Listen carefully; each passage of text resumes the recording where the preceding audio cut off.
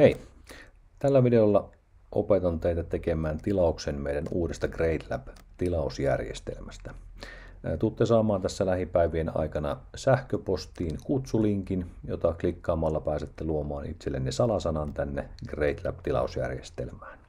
Suosittelen myös samalla pistämään tämän osoitteen nettiselaimen kirjanmerkkeihin, eli pinkdent.gradelab.io/login.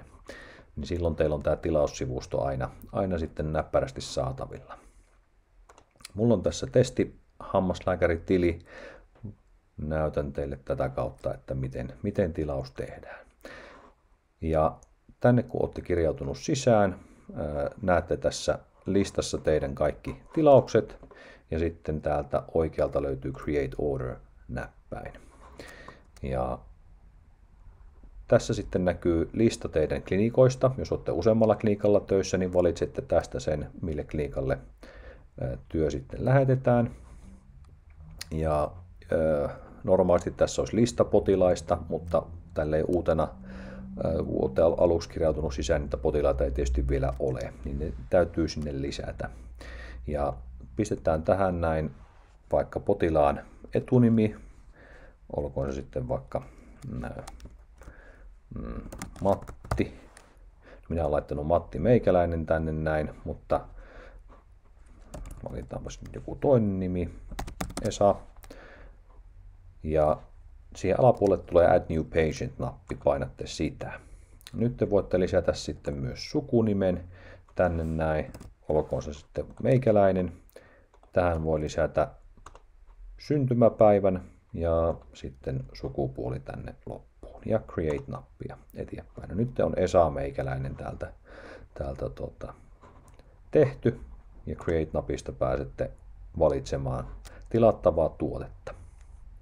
Ja tämä GradeLab toimii nyt meidän ainoana tilausjärjestelmänä. Eli enää ei ole erikseen Lumilinerille ja Protetiikalle tilausjärjestelmää, vaan kaikki löytyy nyt samasta. Ja tehdään esimerkin vuoksi tähän videoon nyt Lumiliner hoitosuunnitelmatilaus. Eli valitaan täältä Create Order Lumilinerin alta.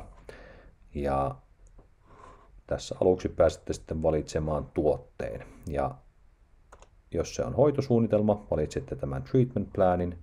Jos olette jo kalvotilausvaiheessa, silloin valitaan Aligner Packages ja sieltä hoitosuunnitelman mukainen paketti, vaikka nyt Standard. Jos tarvitsette lisää kalvoja, niin silloin Additional Aligners. Tai retentiovaiheessa valitsette Retention ja täältä, että onko se yksittäinen kalvo vai 3 kappaleen setti vai retentiolanka. Mutta esimerkin vuoksi tehdään nyt hoitosuunnitelmatilaus, eli valitaan Treatment Plan, tästä Lumiliner Treatment Plan. Tässä tapauksessa molemmat leuat hoidetaan. Ja sitten valitaan tämä Standard, vielä tämmöinen kuin PinkDent Elite. Tämä tulee jatkossa poistumaan, koska ei ole millään tavalla Suomessa tarpeellinen tieto, mutta järjestelmä päivittyy sitten, niin tätä ei tarvitse mahdollisesti jatkossa enää valita. Sitten mennään eteenpäin.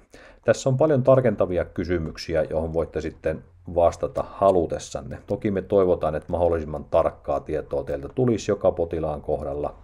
Esimerkiksi tässä kysytään, että haluatteko, että tiettyjä hampaita ei lähdetä liikuttamaan ollenkaan. Eli jos on vaikka semmoinen tilanne, että haluatte standard-paketin mukaisen hoidon, niin silloin nämä molarihampaat valitaan täältä pois, että niitä ei lähdetä liikuttamaan ollenkaan. Sitten jos on tiettyjä hampaita, johon ei haluta kiinnikkeitä, siellä on vaikka keraaminen kruunu, johon ei toivota kiinnikettä, se on vaikea saada niihin pysymään, niin silloin voitte valita täältä sen hampaan, mihin ei kiinnikkeitä laiteta. Tai jos on tiettyjä hampaita, mitä vaikka poistetaan tai olette poistamassa, niin valitaan ne tuohon noin. Tämä Limit the Number of Steps -kohta ei ole oleellinen, se saa olla no. Sitten lisää tarkentavia kysymyksiä, että jos teillä on tiettyjä asioita, mitä haluatte hoitaa siellä, esimerkiksi ahtautta, niin tässä on tarkentavia kysymyksiä siihen, että millä tavoin tämä ahtaus hoidetaan. Tehdäänkö se IPR:llä, hampaita kallistamalla vai kaarta levittämällä. Ja samoin sitten näihin muihin kysymyksiin olisi hyvä, jos saatte jonkunlaisia vastauksia avopurentaan, syvään purentaan ja keskilinjan korjaamiseen liittyviä kysymyksiä. Voitte valita tuosta ja sitten voitte myös tarkentavia kommentteja kirjoittaa tuohon, mutta nämäkään ei ole kaikki pakollisia. No sitten päästään liittämään kuvia ja skannauksia, eli tästä Scans or Impressions -kohdasta, jos teillä on perinteinen jäljennös, valitaan Standard Impressions, ja sitten tulee lisäkysymys, että miten lähetätte. Self-dispatch tarkoittaa, että viette itse paketin postiin, tai pickup request on, että meiltä tulee sitten nouto sille teidän paketille. Toki toivotaan aina näitä digitaalisia jäljennöksiä. Täältä voitte valita sitten, että jos teillä on esimerkiksi 3Shapein tai Iteron tai Meditin tai minkä tahansa skanneri, niin valitaan se sieltä. Ja teillä on mahdollisuus liittää ne skannaukset itse tänne tilaukselle suoraan, mutta esimerkiksi 3Shapeista me löydetään ne, että te ei ole pakko niitä liittää tähän. Tuohon voi pistää sen skannauksen numeron, se helpottaa hieman meitä vielä löytämään oikean skannauksen sieltä Labra Inboxista. Mutta jos haluatte liittää tohon nämä skannaukset, se onnistuu tuosta. Mä valitsen täältä mun demokansiosta nytten skannaukset tuohon, niin ne lähtee tuosta. Ja näin ne ilmaantuu tuonne tilaukselle valmiiksi. Sitten kuvia. Seuraavaksi lisätään, eli front bite, edestä purennassa hampaat. Tässä on tosi hyvä esimerkkikuva, mitä siinä pitää näkyä. Sitten on ylähampaat, eli maxillar. Tässä myös pyrkikää mahdollisimman tarkkaan tämän kaltaisiin kuviin. Me saadaan tosi paljon semmoisia, mitkä on ei kovin optimaalisia ne valokuvat, mutta tässäkin mahdollisimman kohti suoraan okklusaalipintaa vasten ne kuvat, ja sille, että kaikki hampaat näkyy, myös takahampaat. Tämä on erittäin hyvin otettu kuva. Sitten alahampaat, sama homma sieltä. Koko kaari näkyy erittäin selkeästi ja aika lailla kohti suoraan ylhäältä päin. Sitten purenta sivusta. Tässä on myös tosi hyvä esimerkki, eli näissä kuvissa me halutaan nähdä poskihampaita. Mä tiedän, että edestä on helppo ottaa etuhampaista kuvaa, mutta me tarvitaan nähdä myös nämä poskihampaat purennassa, joten ottakaa mahdollisimman kohti suoraan niitä takaposkihampaita vasten ne kuvat tällä lailla.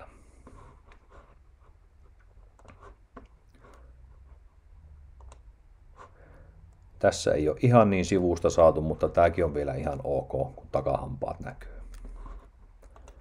Sitten profiilikuva. Tässä on tärkeää, että potilas ei ole hoitotuolissa, vaan otatte aina seisomaan seinän viereen tai oven viereen sillä tavoin, että siinä on kohtuun neutraali tausta ja ryhti hyvä, katse sivulle päin tai suoraan potilaan katse eteenpäin siis. Full face-kuva on tässä tapauksessa tämä hymykuva, eli kun me tarvitaan sekä vakavalla naamalla että tällä hymyllä, niin valitkaa tähän kohtaan tämä hymykuva. Tämäkin on oikealla tavalla rajattu oikein tyyppinen kuva tähän näin. Ja nyt huomaatte, että tässä ei ole tilaa enää sille vakavalla naamalla otetulle kuvalle, niin ne voi liittää tästä yläpuolelta tästä Upload Files-kohdasta esimerkiksi sinne. Niin silloin meillä on ylipäätään se kuva tuossa saatavilla. Näin se meni sinne. Viimeisenä röntgenkuva. Noin.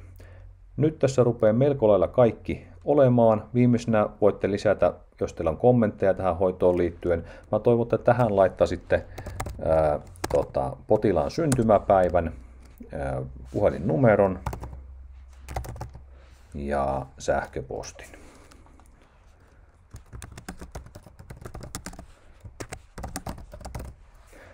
Näillä tiedoilla me pystytään sitten tekemään se Dental Monitoring-tili tälle potilaalle valmiiksi. Ja nyt kun kaikki tiedot on saatu tähän tilaukselle, viimeisenä painetaan Submit Order-nappia Ja vielä uudestaan, ootko varma, niin yes, submit order. Niin näin ollaan saatu tilaus tehtyä.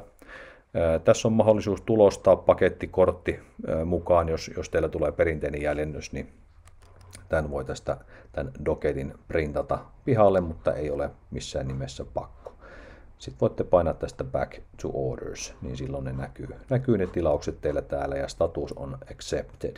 Jos tilaus ei ole tullut läpi, niin sitten se jää tämmöiseksi draftiksi ja me ei nähdä sitä tilausta ennen kuin se on muuttunut vihreäksi ja accepted. Mutta tällä tavoin tehdään Lumilainerin hoitosuunnitelmatilaus. Ja samalla kaavalla myös kaikki muut tilaukset, on se sitten protetiikkaa tai kalvoja. Jos tulee mitä tahansa kysyttävää, niin voi ottaa minuun tai Jouniin yhteyttä, eli jouni.hartikainen@mypinkdent.com tai jorgos.kostis@mypinkdent.com. Tai sitten soittamalla, niin autetaan eteenpäin.